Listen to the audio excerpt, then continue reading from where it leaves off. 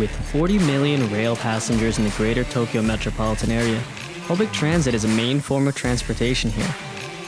Compared to when I lived in the States, I definitely ride trains way more than I use any other means of getting myself from one place to another.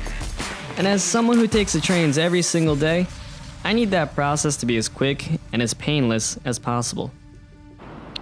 And that's why having one of these is so nice, just because it lets you get around places so much easier, and they're pretty simple to get. What's really nice about these is that once you get it, you don't really have to think about it too much other than just keeping money on top of this thing. They're really easy to charge. All you gotta do is just go to one of those kiosks and just put the amount in. I think the minimum you can do is 1,000 though, so just kind of be wary about that.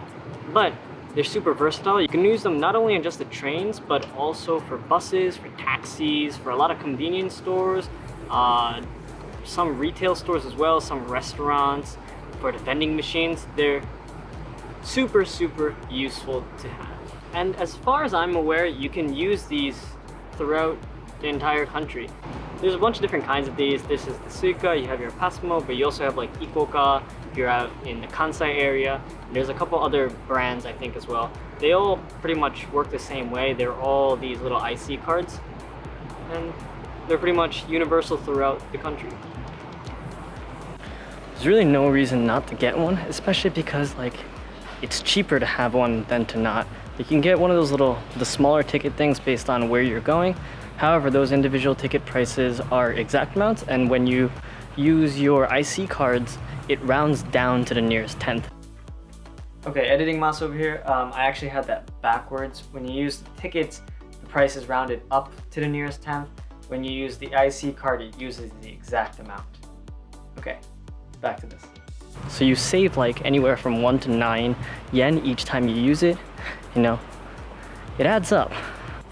Alright, so that's all like the good stuff, right? And so how to get these, it's really simple. All you really got to do is just go to pretty much any station and look for the kiosks that say like buy a new Suica or buy a new Pasmo. Really easy.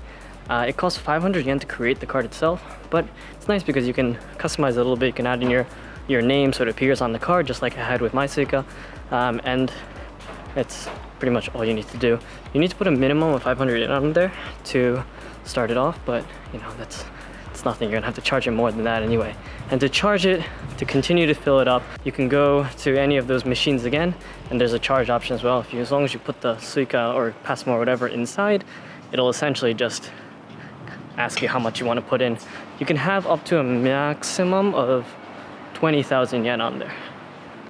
So the JR Pass is a little bit of a different animal.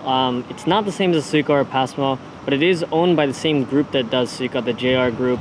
The thing with the JR Pass though is that it lets you essentially just have an unlimited rides on all the JR lines as well as some of the Shinkansen.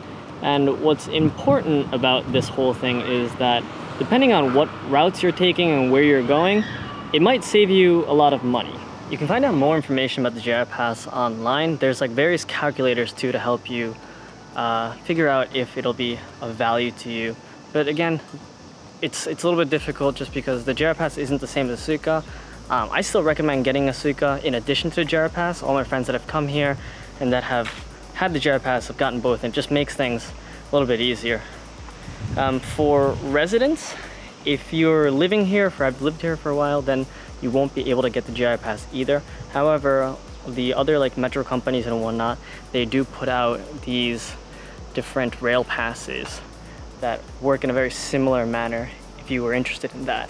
So I hope that that answers some of the questions you may have had and helps you just get a head start on information regarding, you know, how the transportation and whatnot kind of works over here.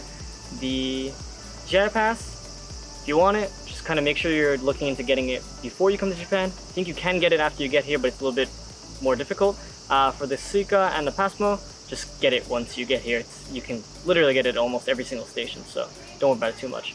But anyway, yeah, hope this was all good for you. Thanks so much for watching. I'll catch you next time. Peace!